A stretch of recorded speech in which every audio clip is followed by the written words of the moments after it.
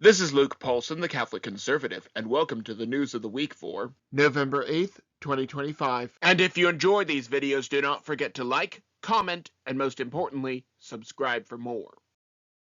Restoring handouts. Legally, President Trump is poised to renew the handouts to all those who need them, and even to those who do not need them. He used the tariff money to pay for the handouts in October because the Democrats could not agree to fund the government, rather than give Medicare to illegals. Now, with these handouts cut in November, thanks to the Schumer shutdown, President Trump is getting blamed for reasons. Now, instead of just signing on to the continuing resolution like responsible adults, the Democrats just resorted to their favorite trick: lawfare. That probably would have been easier, but Democrats only want to destroy and not create. Either way, two separate rulings have said that President Trump must continue the payments that the Democrats cut off. Supposedly, President Trump just asked what he legally has to do to fund these handouts.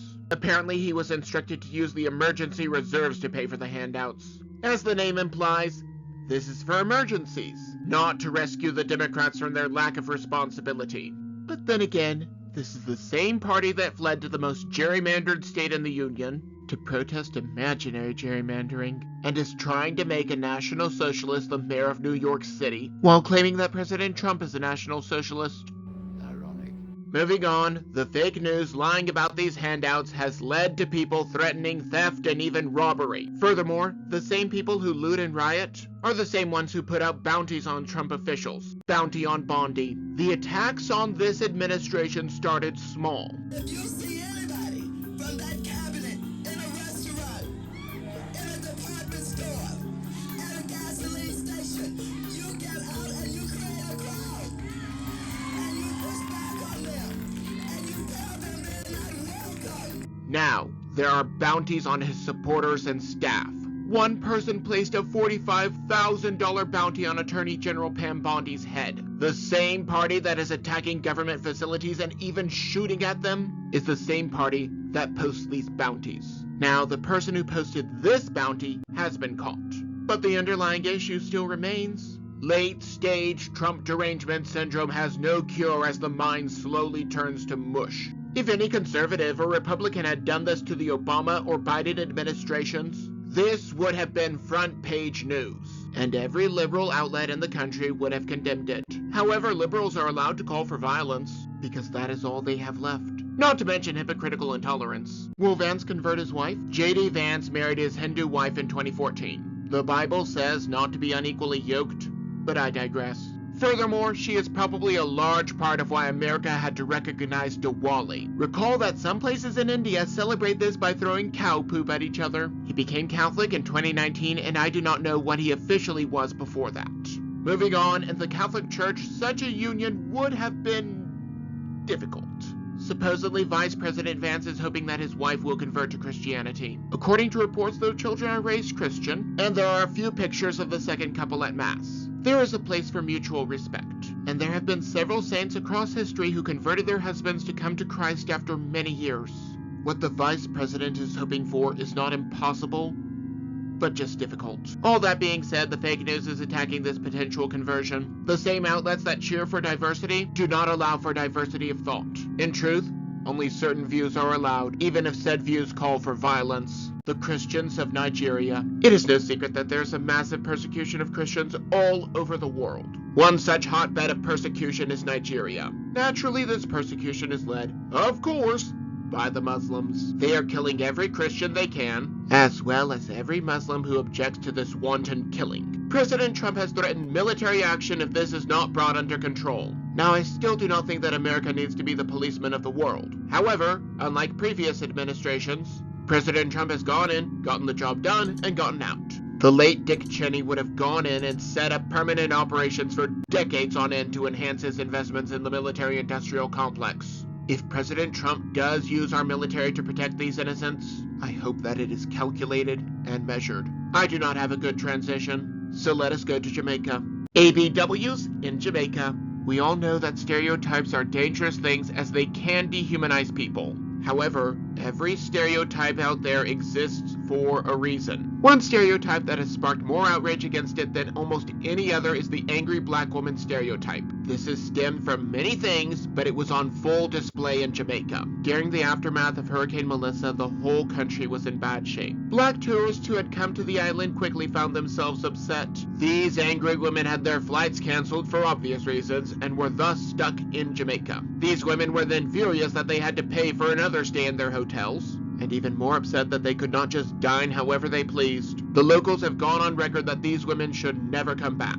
Imagine being a guest and then giving demands. This is the essence of the angry black woman stereotype. As for me, I just prefer to call them Karens regardless of their melanin. Now it is this very sense of entitlement that led to the results of the election this week.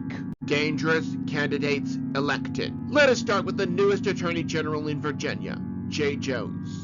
This is the same man who sent text messages hoping for the death of his opponent and even his children. Now he is in charge of prosecuting crimes across the state. And if you think that he will seek justice, you are as deluded as anyone who voted for him. Someone who is even worse was also elected. Zohran Mamdani is now the mayor of New York City. Let us put aside that the anti-whitist wants a global intifada. He is an avowed socialist who hates capitalism. Socialism, in practice, is letting the government control large portions of the economy, whereas communists want to seize the means of production. The illegals doubtless played a role in his election. An undercover journalist posing as an illegal with O'Keefe Media Group got a non-profit director to help him vote, despite saying that he was an illegal. The director, Pedro Rodriguez, has already been caught manipulating elections. Mr. Rodriguez told the undercover reporter posing as an illegal to vote for the candidate whose name starts with an M. Not to mention the perfectly fair and totally unbiased ballot. And it is no wonder why Mamdani won. It is not just kids who do not know what socialism is. The Democrats have been bringing in illegals just to get votes.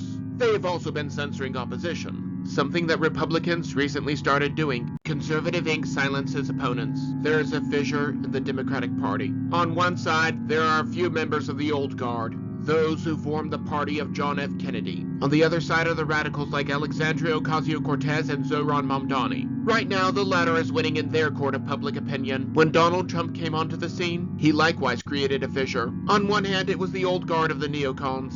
On the other, it was Donald Trump and his movement. Now there's another fissure, this time over Israel. People like Tucker Carlson are starting to show signs of Israel fatigue. I support Israel, and even I am getting tired. But I am also tired of the lies of the paleo-conservatives misrepresenting the actual situation. But that is another situation for another day. There's a new push from mainstream conservatives to cancel anyone who does not blindly support Israel. I give no nation blanket support, especially since I do not give my own government blanket support. However, Conservative Incorporated is using the same tactics that the liberals have been using for years.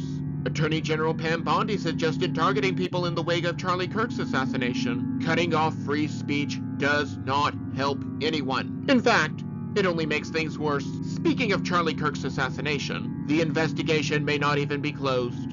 Ending the investigation. Whether it is deserved or not, the director of the Federal Bureau of Investigation, Kash Patel, is not very popular lately. Recently, he has come under fire for not investigating a potential lead in Charlie Kirk's assassination. From what I have found, Candace Owens noted that some Egyptian planes had irregular patterns. This is proof that there were international players involved in Charlie Kirk's assassination. After all, we know how reliable Candace Owens has been lately. The Bureau has limited manpower and cannot investigate everything. Sometimes, leads that do not have much support or come from bad sources are not given the time of day. Granted, Patel is not the only potential problem. The judge overseeing the trial has put a gag order on over 3,000 potential witnesses from talking to the press. On one hand, that just sounds suspicious.